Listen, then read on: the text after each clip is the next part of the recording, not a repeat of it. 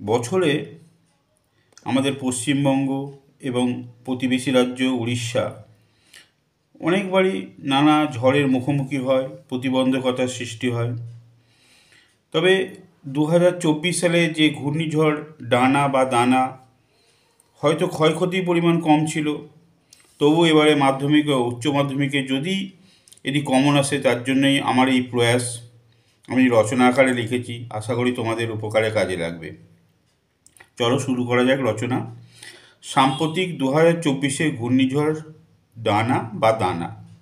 ভূমিকা: বঙ্গোপসাগরে সৃষ্ট সাম্প্রতিকতম ঘূর্ণিঝড় হলো ডানা। নামকরণ করেছেন তেল আবিবের দেশ কাতার, যার অর্থ মুক্ত। বর্তমানে উন্নত যোগাযোগ ব্যবস্থা, যন্ত্রাংশ, কৃত্রিম উপগ্রহের মাধ্যমে আমরা ঝড়ের জন্ম বৃত্তান্ত, প্রবাহ পথ, কোথায় আছড়ে পড়বে এ ব্যাপারে আগে থেকে নানা সতর্ক বার্তা পাই। ভারতীয় আবহাওয়া দপ্তরের গবেষণা কেন্দ্র, দিল্লির আইএমএ এবং কলকাতার আলিপুর থেকেও আমরা জানতে পেরেছিলাম যে ডানা বলে একটি ঝড় আসছে।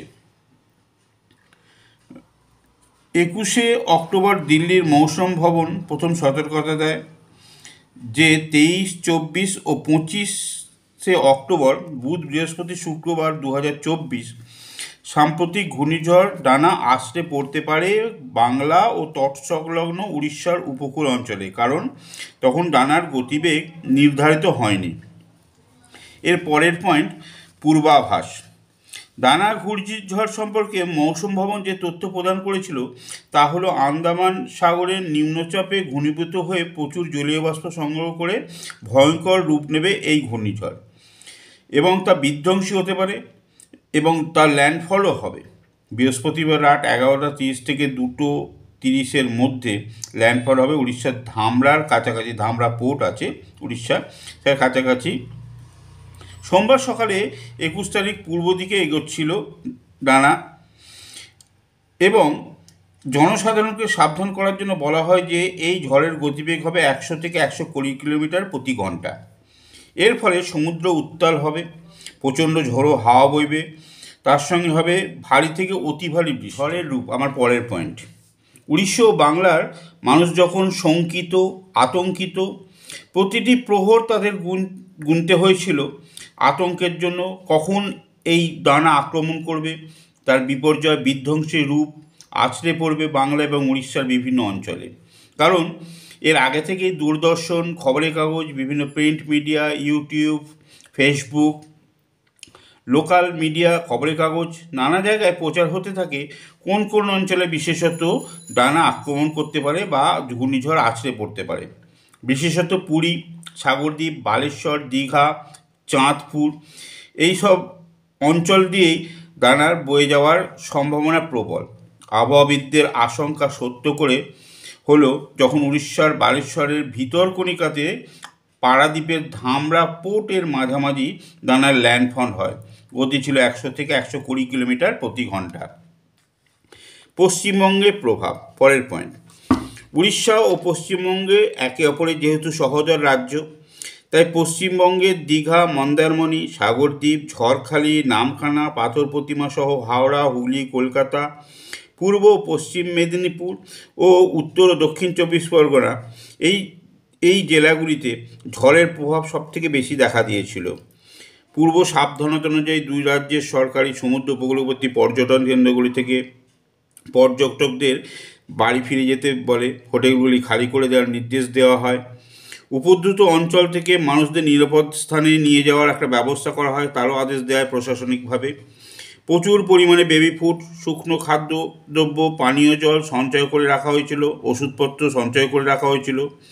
উল্লেখিত জেলাগুলিতে জেলা প্রশাসন সদা সতর্কতার সঙ্গে কাজ করছিল। কর্তা ব্যক্তিরা দিবারাত্র মনিটরিং করছিলেন এবং তারা নির্দেশ দিয়েছিলেন যে যতটুকু প্রয়োজন ব্যবস্থা নেওয়া যায়।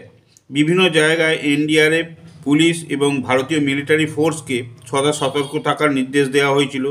বিভিন্ন জায়গায় কন্ট্রোল রুমও খোলা হয়েছিল। মেদিনীপুর, ঝাড়গ্রাম, হাওড়া, হুগলি, কলকাতা, দক্ষিণ 24 পরগনা বুধবার সকাল থেকেই এই সব জেলাগুলিতে শিক্ষা প্রতিষ্ঠানে ছুটি দেওয়া হয় এবং ঘোষণা করা হয় যে প্রতি শিক্ষা প্রতিষ্ঠান ছুটি থাকবে।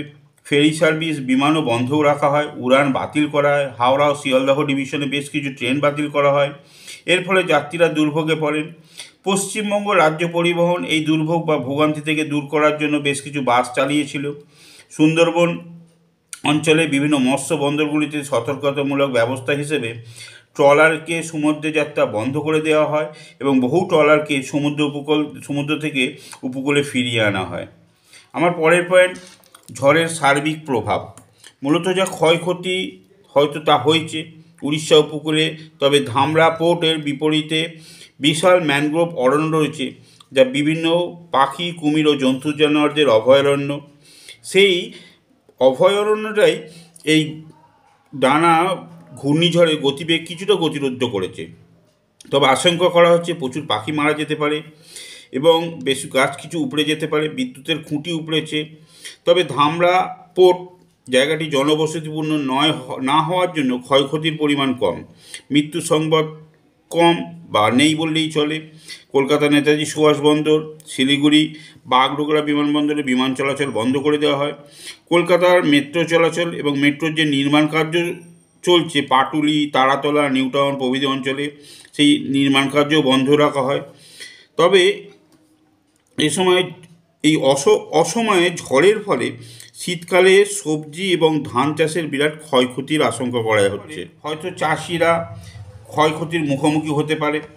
পর্যটন কেন্দ্রগুলি শুনশান হয়ে যায়, ঘন অন্ধকারে চারিদিক ঢেকে যায়, কারণ বিদ্যুৎ সরবরাহ বন্ধ করে দেওয়া হয়।